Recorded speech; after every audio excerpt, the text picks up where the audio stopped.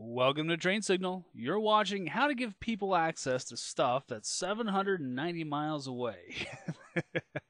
Yeah, that's actually the amount of distance between New York and Chicago, just in case you're wondering. We're going to be talking in this video about how to create universal groups, a thing called AGUDLP, and also how to make sure that people can log in anywhere in your enterprise. So let's go ahead and just talk about the topics. In the beginning, we're going to be building some more users. So yeah, we're going to break out that Excel script again that I showed you earlier on in this course. And we're going to create, of course, some OUs and all that. So we'll do that work. And then once we have some OUs, we're going to start talking about the different kind of groups that you could put your users into. Now, it's not hard, but I mean, you saw the different kinds of groups that are available when we were creating our groups earlier, right? We just kind of glossed over it. Well, now we're coming back around because we need to talk about, I want to make sure you understand what those groups are and what they're used for. Then I'm going to tell you how to set up your groups so that you can use them to provide access to resources between domains and really going to give you a reusable strategy in order to do that with. Then we're going to talk about how to make sure your users can log in anywhere in your enterprise. And here's the kicker. Your enterprise may already be set up for this, okay? But if not, I'll show you where to go to for that. All right, so let's go ahead and let's get started and start talking about the users that we're going to be creating, at least the general OU structure. Of course, we're going to add in about 20 users.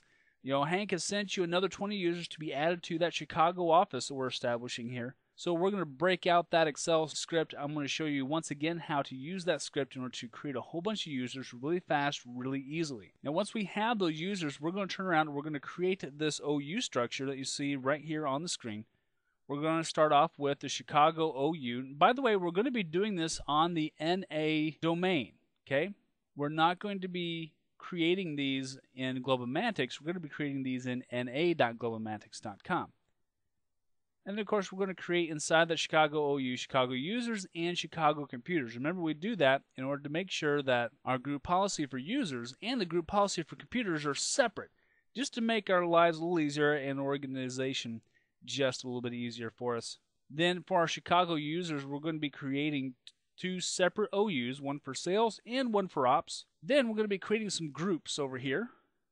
We're going to create Chicago sales and Chicago sales managers, and then of course Chicago ops and the ops managers. So pretty much our review of what we've done previously for the New York office. And so I'm not going to spend a lot of time explaining each step. Again, I'm just going to give you a quick demonstration, just more or less as a review of what we've done in New York, just to make sure that this stuff is sticking, all right? So let's go ahead and let's bounce on over to our NA server, and let's make this happen. All right, so here we are over on NADC1, and what we need to do first, before we start creating users, is remember, we need to have some place for the users to live, right? So I'm going to go ahead and right-click here on na.globomantics.com, and let's make a new organizational unit. And so we're going to go ahead and we're going to make the Chicago OU. Tell that OK. And there he is. Let's go ahead and let's make the interior Chicago OU child organizational units here. So we're going to make Chicago users. And we also need to make Chicago computers. Okay, so we have the two distinctions. Remember, we set those up so that we can apply different group policy objects to each one of these if we need to. It's always good to have that flexibility. All right, so now inside of Chicago users, we need to make two more. We need to make another organizational unit here. We'll call the Chicago Ops.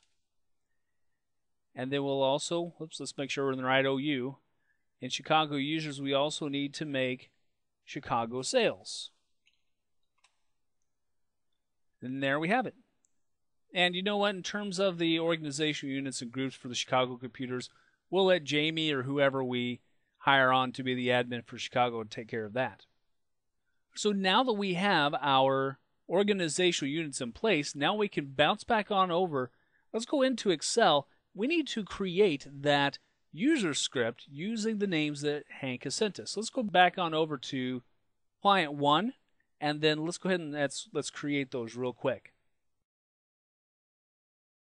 All right, so here's our Chicago employees list. Let's go ahead and select these real fast, and we're going to copy and paste these over into the mass user creation script source for Chicago.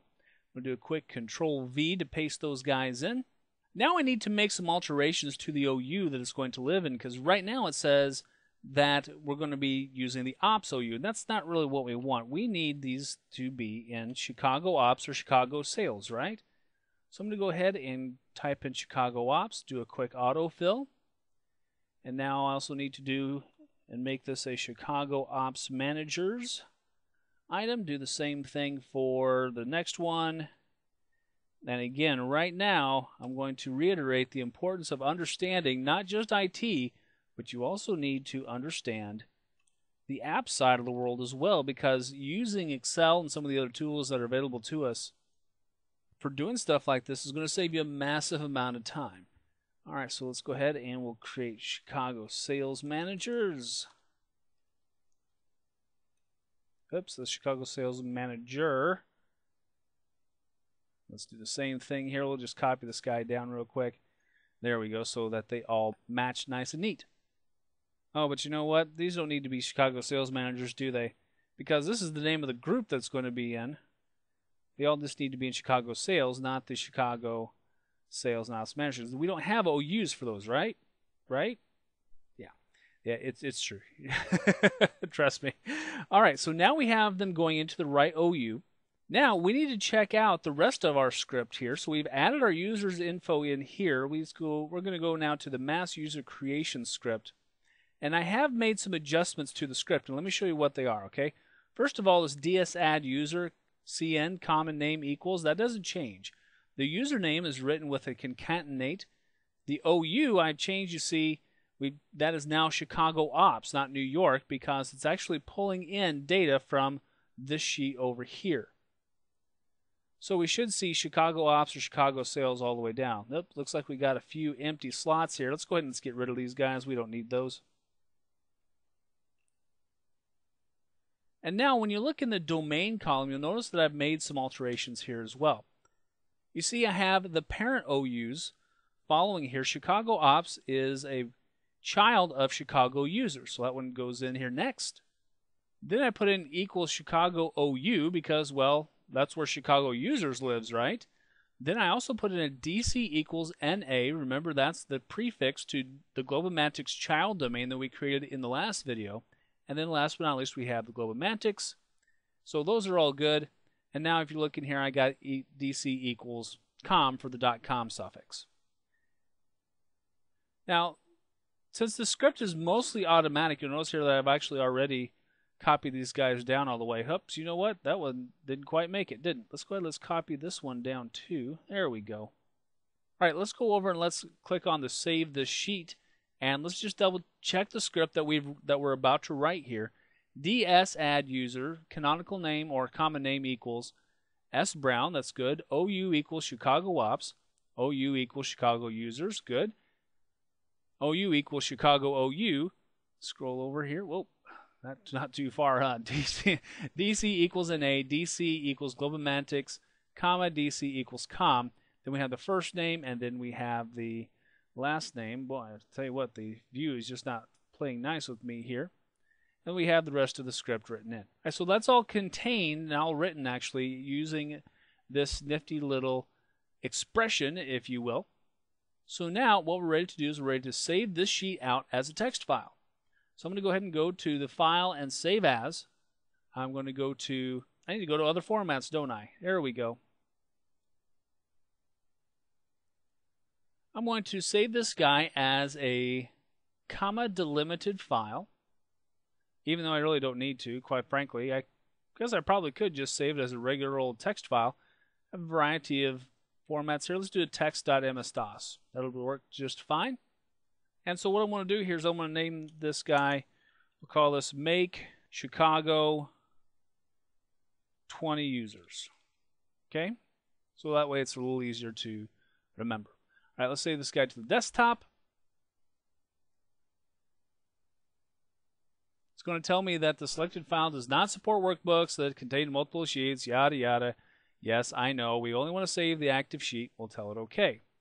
Now it's telling me that, hey, it might contain features. Yes, I know. We'll fix that later. We'll just tell it yes. All right, so now let's go ahead and let's take a look at this script that we just created. And we'll open him up here. And let's just double check to make sure everything came out okay. And I'm not seeing anything weird, so always double check your file. Make sure there's no extra quotation marks or anything like that before you do one of these numbers. Now we're going to save this guy as a batch file. So we're going to go to File, Save As. We're going to select All Files, and we're going to make this .bat. And we'll save this guy out. We'll go ahead and we'll close it, and here is our batch file. Now, since we need to run this file over on NADC1, we need to put it onto a floppy drive, USB stick, probably more so, and then get it over to that other machine. Right now, we are actually on CL1 in New York, and the problem is that this guy is not a member of the na.globalmantics.com domain. So tell you what I'm going to do is I'm going to copy and paste this guy onto a stick. I'm going to put it over on NADC1. And when I come back, we'll be over on NADC1. And we'll go ahead and we'll run this guy over there.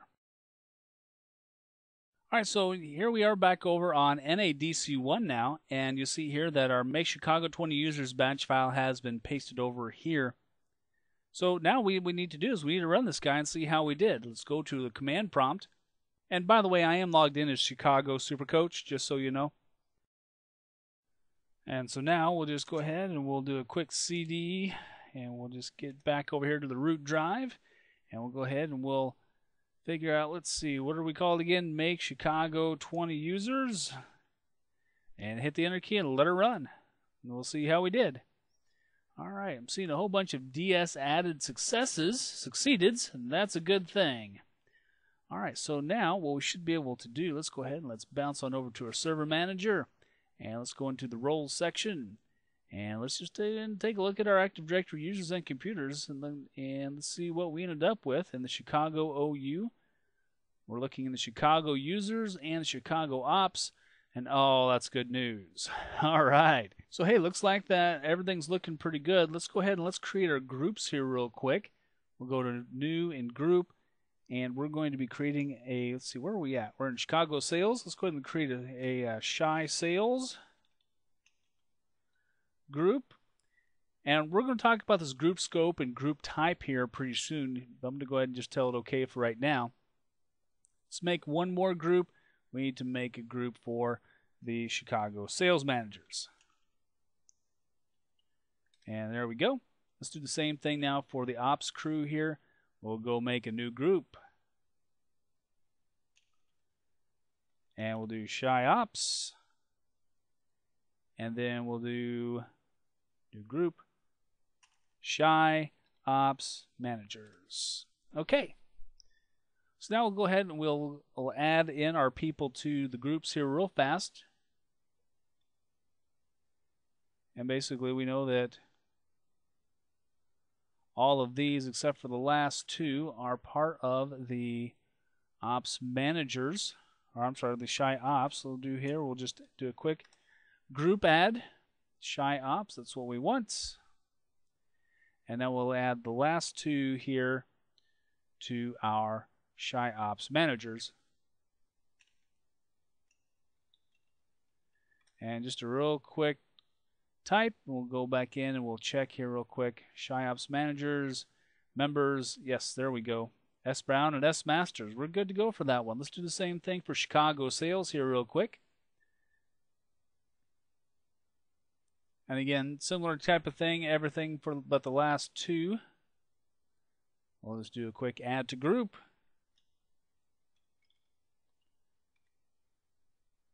And we'll do Shy Sales and tell it okay. And then we'll do the last two here.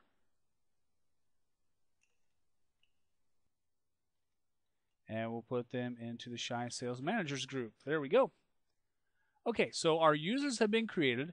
Our organizational unit structure has been created as well.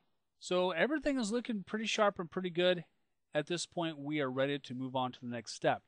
Here's what we want to do. We want to make sure that our sales users specifically have access to the stuff over in New York, because the sales strategy and all that not going to change that much between New York and Chicago. The operation stuff, on the other hand, well, we might have completely different operational procedures for between New York and Chicago based on state laws and all that good stuff. So we'll focus on the sales group. Let's bounce back on over to the slides and let's talk about the different kinds of groups. We'll talk about the types of groups we created here. We'll talk about the other kinds of groups here. So let's bounce back on over and let's talk about this stuff. So let's talk about these two types of groups here that we have seen, but we haven't really done anything with. At this point in time, we've seen what a security group is, and here's what a security group does. It basically allows you to grant permissions to resources like shared folders, printers, and all that good stuff. Now there's a second kind of group called a distribution group. Basically what they are email lists, and we don't use them that often because a security group can offer the functionality that a distribution group can as well. Now, we can convert a distribution group into a security group. So sometimes we might see these used when we are converting or adding in outside networks into our own. But for the most part, you're going to be creating mostly security groups. Now, there's three different kinds of scopes of groups. And again, we've seen these on the screen, but we don't really know what they are at this point. So let's go ahead and let's talk about them. First of all, we have the global group. Okay. Now, a global group is usable in any trusted domain in the forest. However, users can only come from the home domain. So if you create a global group, let's say we create a global group in Chicago, okay? Well, the users that can belong to that group can only come from the na.globalmantics.com domain. They can't come from the globalmantics.com domain proper. They can only come from the Chicago office. Now, a universal group, however, still usable in any trusted domain in your forest. However, users can come from any domain. So this one we get a lot more flexibility with, especially when we're in a multiple domain environment. And by the way, if you're in a single domain environment, you don't probably need a global group or a universal group. You probably only need a global group if you only have one domain. But when you're starting to add in additional domains, then we need to start thinking really hard about universal groups. Now, there's one more group scope that we need to talk about, and that is the domain local group. Now, here's the deal. A domain local group is usable only in the domain that it lives in. So if you create a domain local group, you can't give access. Let's say we create a domain local group in globalmantics.com in the New York office. We cannot use that group in the Chicago office. We can't use it in na.globalmantics.com. There's a very severe limitation to that, and that's for security reasons too. But again, users can only come from the home domain. So when you have a domain local group, the individual users that you put into it can only come from the domain that it lives in. However, we can take a group like, a universal group, and we can make it a member of the domain local group. So the nice thing about universal groups is since they can be used across domains without any real hitches or problems, we can take that universal group and make them members of the domain local group. Now, let's go ahead and let's talk about some strategies next. And these are pretty well-known strategies that a lot of people have been using for a long time. But we call this strategy AGUDLP. Now, I know that sounds like alphabet soup, but let me talk to you about what that means. The kicker of it is that now we have multiple domains. We've got two, right? All right, so that's multiple. And so we also have the challenge of making sure that we can easily provide access to resources between them, like the shared folders that we set up earlier. Now this AGUDLP is really a strategy that we can use to grant access in kind of a more or less reusable way. So let me show you how it works. Here's what we do. We start off, we take a whole bunch of user accounts and we add them to a global group. Okay, so there's the A and there's the G. So then once we have this global group created and we have users given access to it, then we take that global group and we make it a member of a universal group. So that way this global group can have access to resources that the universal group has access to. It's kind of a transitive property, if you will.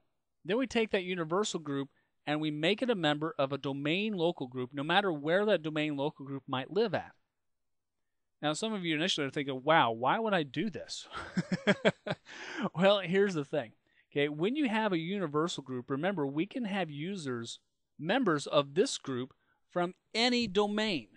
Okay, so we can have a global group from Chicago and a global group from New York they can both be members, both of those groups can both be members of any universal group. Then it makes it real easy for us to take one universal group and give it access to, or make it a member of the domain local group. Then we take this domain local group and we give them permission to network resources. Now initially it sounds a little convoluted, okay? But the reason why we only give access to resources to the domain local group is we want to have a secure amount of resources. We want to have as much security as we can get without restricting too much of our access. So when we give access only to the domain local group, that allows us to very easily provide access to all of these user accounts over here via access from the global group to the universal group to the domain local. Now, having said all that, can we just take a global group and make it directly a member of a domain local?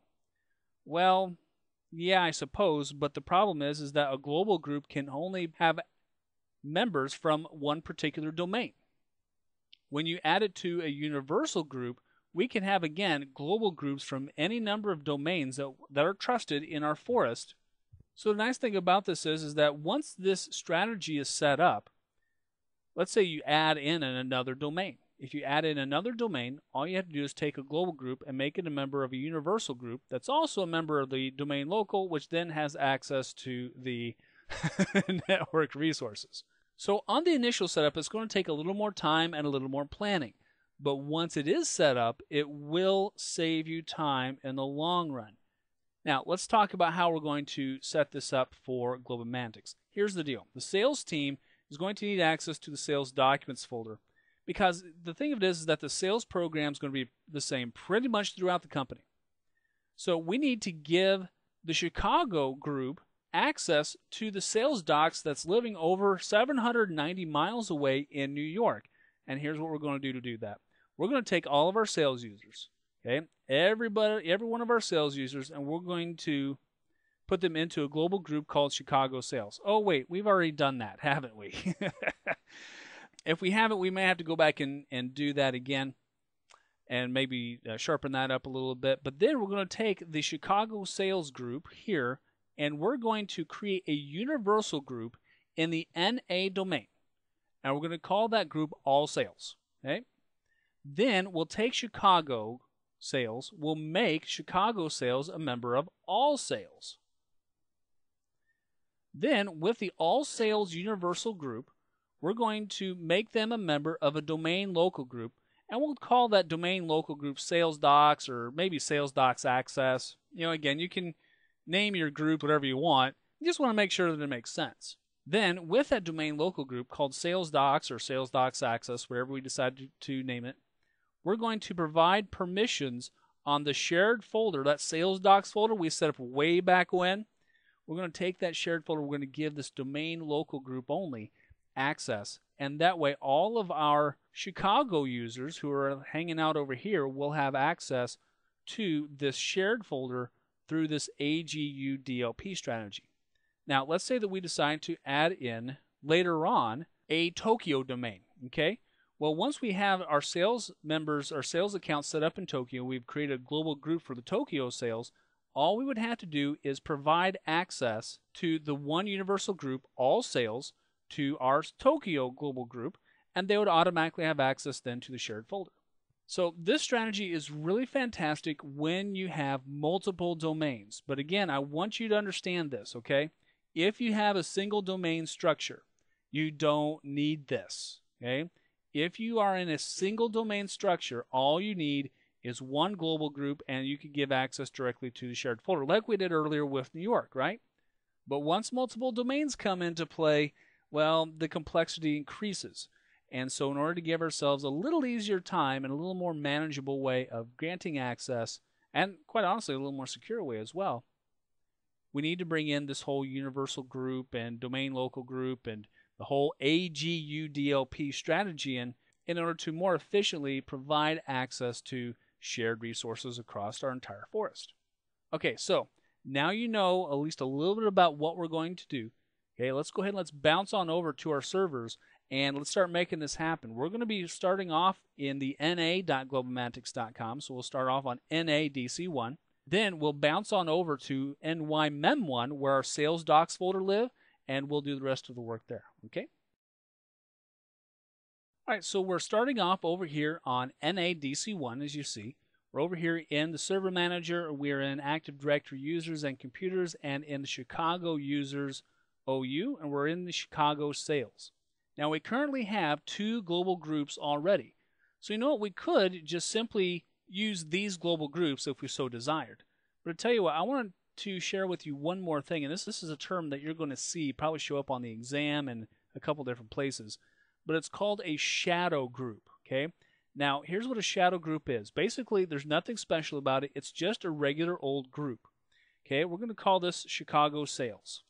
Now, in order to make Chicago sales a quote-unquote shadow group, here's what we're going to do. We're going to add every single person to this particular group, okay? So I've selected all of my Chicago users. By the way, I held down the Control key in order to select all of my users. And now I'm going to make them all members of Chicago sales. Right-click, Add to Group, and we're going to type in here Chicago sales. And they've been added to the group successfully. That's great. So now Chicago sales is now a shadow group for this organizational unit, okay? Now, basically what a shadow group is, again, one more time, I want to make sure you get this. A shadow group is a group that has all of the members of an organizational unit in one group. That's it. So basically, we can use this group to handle everything on all of our users and whatever we might have in this particular organizational unit. Right-click, let's go to properties here real fast, and let's put in just some notes here. We're going to put in here shadow group of entire Chicago sales OU, okay? Just so we know what that is, we'll tell that okay. So we have our global group, our shadow group, right? And so we're going to now right-click, and we're going to make another new group. We have our global group. All of our accounts are part of it. So we got the A, we got the G. Now we need the U. So now we're going to create a new group called All Sales. Okay, and this time this guy is going to be a universal group, so that way this group will be able to use in any trusted domain in our entire force, no matter how big our force gets, and users from any domain can be part of it, including other groups, right? So we're going to tell this guy okay. And so now we have All Sales. Now we need to make Chicago sales a member of our universal group, All Sales. Real easy, right-click, Add to Group, nothing new here. We'll just make it a member of All Sales. Bam, we're done. So we've got the A, we got the accounts into a global group. We got the A, we got the G. Now we have the U, because now Chicago sales is now a member of All Sales. And since All Sales is a universal group, we're A-OK.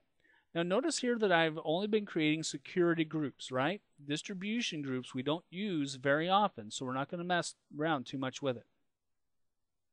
I'm going to tell that okay. All right, so now what we need to do next is we need to go over to New York, and we need to provide a domain local group for All Sales to be part of.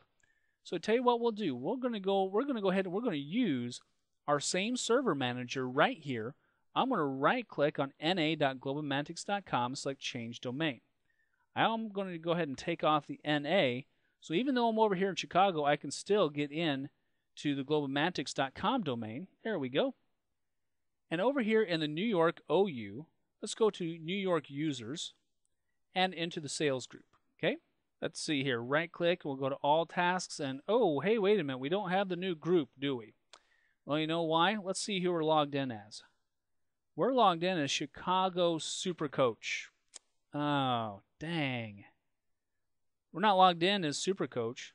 We're only logged in as Chicago Super Coach. So Chicago Super Coach has access to see the stuff that's happening over in globalmantics.com, but because it's the domain administrator and not the enterprise administrator, okay, I want to make sure you understand this distinction. A domain administrator gets access to everything in a specific domain. The enterprise administrator, in this case, our SuperCoach account, not the Chicago SuperCoach account, the enterprise administrator gets access to everything in the whole domain. Well, we're logged in as Chicago Supercoach, so that's not going to work, is it? So tell you what, let's go ahead and let's bounce back on over to the New York domain controllers. Let's go ahead and let's switch this back over here. We're going to change the domain back to na.globomantics.com. Now, if I were logged in as Supercoach over here, then we would be okay. There we go. But that's not the case. So I'm going to go ahead and move over to the New York DC2, and we're going to create the domain local over there. Okay, well, here we are over on New York DC2, not North America DC2, right? And we're going to be creating a domain local here in the New York OU, in New York users, in the sales. So I'm going to right-click. I'm going to go to New, and we're going to go to Group. Oh, that's better, isn't it? We're going to create a domain local group, and we're going to call this Sales Docs. Let's just call it Sales Docs Access, okay? Now, since this is a domain local group, remember that it's only usable in this domain. It's only usable in globomantics.com. We cannot use the group over NA. However, we can provide access to our Chicago sales users by making our All Sales Universal group a member of this Sales Docs Access. Let's go ahead and do that. Let's right-click. I'm going to go into the properties for Sales Docs Access. I'm going to go to the members. Now, right now, I don't have anybody in here. I'm going to go ahead and click on Add.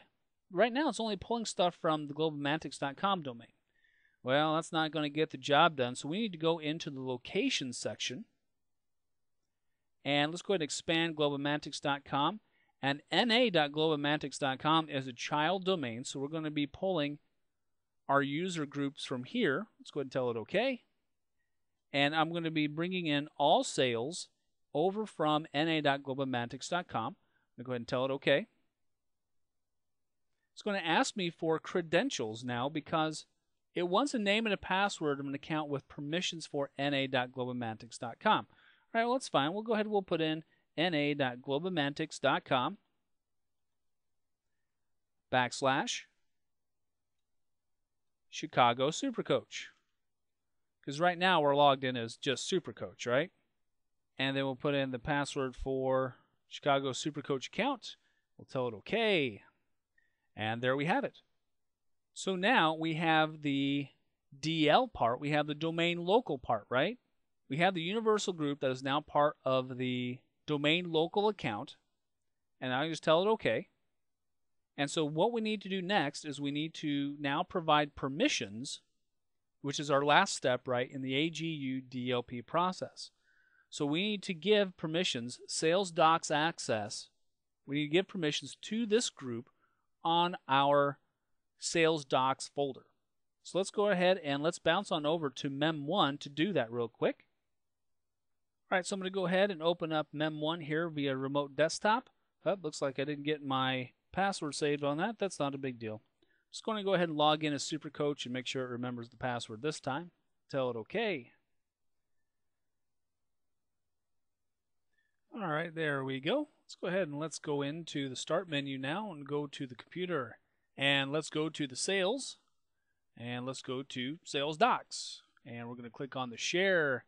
And we'll change some sharing permissions here. And now what we need to do is we need to add in our Sales Docs Access group. And see if we can add those folks. There we go. And at what level do we want them to be at? Do we want them to be reader, contributor, co-owner? I think for the time being, we'll go ahead and we'll just leave them at reader just to make sure that they can get to them.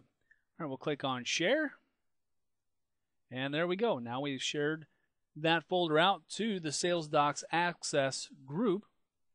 Keep in mind that that is a domain local group, right? Now, in order to check, we need to go over to a client machine that's over in na.globomantics.com, log in as a user in the Chicago office, and see if we can reach NYMEM1 and get access to this Sales Docs folder. All right, so now let's go ahead and we're going to log in over here in the NA. We're going to log in as E Strong. He's one of the members of our Chicago sales here. So let's go ahead and log in as E Strong, and then what we're going to do is we're going to see if we can actually get to Looks like we need to run some group policy settings here, huh? So let's go ahead and let's go over to the start menu and let's go to the computer and let's see if we can type in // mym12k8/sales docs. Let's see if we can get to it. And there we go. All right, so here we have access now to sales docs for eStrong. All right, so let's go ahead and let's close out of this and let's log off, because there's one more thing that I want to show you how to do here, and that is, now that we have our AGUDLP, at least an initial strategy set up, now let's start talking about how to make sure the users can log on from one domain into another domain. All right, so here's the deal, okay? Hank and probably a lot of other users are going to be bouncing back and forth between locations. Now, we need to make sure that Hank and anybody else can actually log in to the network. Now, here's the thing, okay? We've actually already provided global catalogs at both sites. We have actually 2 global catalogs of Globomantics, and then 1 global catalog because we only have 1 server over in Chicago in the na.globomantics.com network. So as long as we have global catalog servers, we can actually have users log in with basically kind of like their email address. So if I send Jamie over to Chicago, he'll be able to log in as jowens@globomantics.com.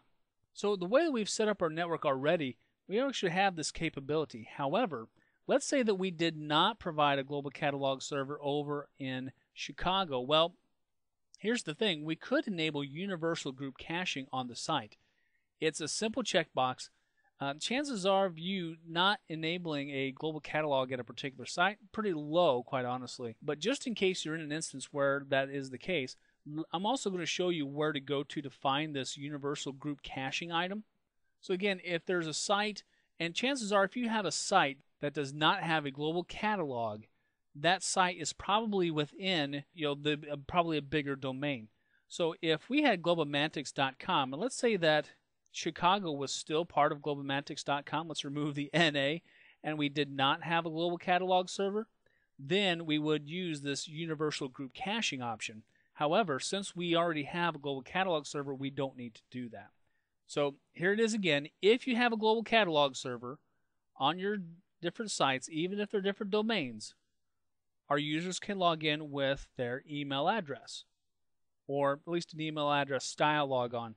If there's not a global catalog, you'll need to enable group caching on the site, okay? So we would have to enable a group catalog, universal group caching item on the Chicago site. We won't need to do that, as you'll see as soon as I take you over there, but I still want to show you just in case you find yourself in that situation. So let's bounce on over back over to our client in na.globomantics.com, and let's see if we can log in as, let's try Jamie Owens, okay? We'll try him first. All right, back over here on our Chicago client, let's do a Control-Alt-Delete. Right now it's wanting us to log into the NA domain. Let's not do that. Let's log in as, again, J. Owens. Again, using jowens@globomantics.com in that email style logon. And we'll log in here. Let's see if I make sure I get that right. Now, even though this particular computer, and I'll show you here in just a second, this particular computer belongs to the na.globomantics.com domain. But we're still able to log in as J. Owens because we have the global catalog, right? Let's scroll down here. Here we go. Full computer name, cl1-na-viz.na.globomantics.com. So it looks like we are able to log in as someone else from Globomantics. Let's go ahead and let's log off here. Let's try Hank real quick. Because if Hank can't log in, well, there's going to be problems. So let's go ahead and let's try Hank this time. We'll do H. Richardson at globomantics.com.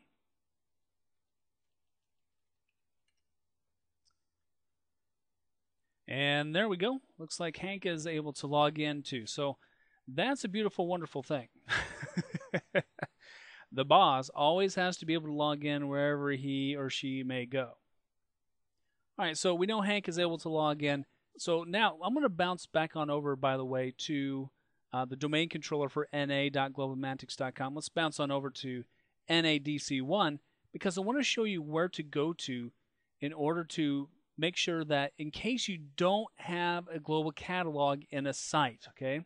Now, a site can contain a domain, but it doesn't have to. You can have multiple sites in the same domain. And if that's the case, you're going to have a domain controller down there probably for people to be able to authenticate against, but you may not necessarily have a global catalog on that same domain controller. So let's take a look. All right, so back over here on NADC1, let's go ahead and let's take a look at where we would find that at. Let's go into Active Directory Sites and Services and into Sites. We're going to go into the Chicago section. I'm clicking right here on Chicago, okay? I'm not expanding it. I'm clicking right on Chicago. Now I'm going to go into the NTDS site settings by right-clicking and going to its properties. Now it's very important that you don't go down into the Chicago section. You go ahead and just click right on Chicago and select, or right-click on this NTDS site settings, right-click and go into its properties. Now you'll see here Universal Membership Group Caching. Notice that it's grayed out. Well, that's because the Chicago site has a global catalog. I don't need to, and I really can't, enable group membership caching because, well, it's unnecessary. If you have a global catalog there already, you don't have to worry about this. If you don't have a global catalog, that's a different story. Okay. So we are successful in that. Let's go ahead and let's bounce back on over to the slides. Let's do some wrap up, and then let's move on. Okay, so some critical vocabulary here. Let's talk about some important words. Security group. It's a group object in Active Directory that allows you to provide access to resources on the network. But a distribution group, on the other hand, is an object that acts basically as an email distribution list. So we don't do those very often. A global group is a group usable in any trusted domain, but users can only come from the home domain, and it can be a member of a universal group. A universal group is slightly similar in that it can be used in any trusted domain, but users can come from any domain, which is very cool. And it can be a member of a domain local group, so we can provide that AGUDLP strategy for permissions. The domain local is, remember, only usable in the domain it lives in. Users can only be from the domain it lives in, but remember, we can always use universal groups as members of that domain local too. And now, after viewing this video, you should be able to distinguish between global, universal, and domain locals. That's a piece of cake, right? Remember that the biggest difference between global and universal is that the users in a global can only come from the domain that that global group lives in. The universal group, on the other hand, the users can come from any domain in your trusted forest. Domain locals, again, remember, only usable in the domain as they are.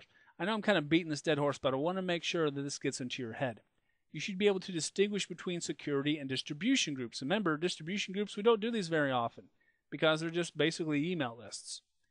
I've taught you how to utilize AGUDLP to provide access to resources that are across domains. Remember, if you have a single domain, ignore all that AGUDLP. But as soon as you break it into two domains, AGUDLP is going to save you some time in the future. It won't necessarily save you time up front because setting it up initially is going to take a little bit of time, but it's time well invested, okay? Think of it as an investment. And also ensure that users can log in to another domain by either providing a global catalog, and we've done that already, right, at a site, or by using that universal site caching checkbox that I showed you here at the very end of this video. And remember, we apply that setting on a site. Okay, well, you know what, friends? That wraps this one up. Let's go ahead and let's move on to the next video.